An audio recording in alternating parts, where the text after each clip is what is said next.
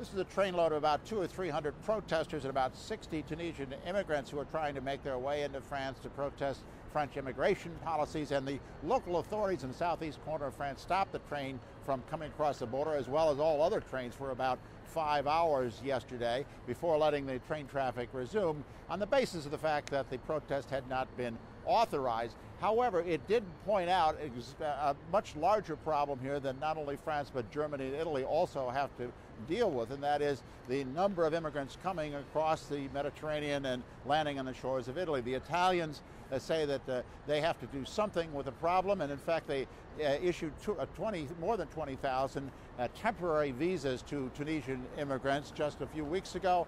Those temporary visas allow people to travel within the Schengen area, which is the group of countries that don't have any borders within Europe.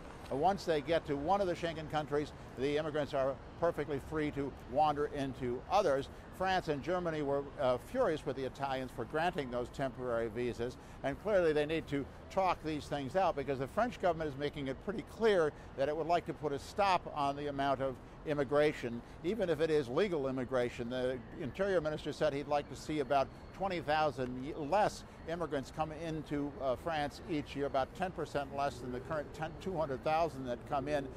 Basically is saying that the lifeboat is full, that the number of immigrants here now amount to something like 20% of the population, according to the Interior Minister, and that the unemployment rate among the immigrants and sons and daughters of immigrants is about 24%, about 3 times the national average. So he would like to slow down immigration. Of course, there's also a domestic political reason for this, and that is that this will help President Sarkozy with the extreme right voters here who are notoriously anti-immigrant. It's something that Sarkozy may be thinking of ahead of the 2012 presidential elections.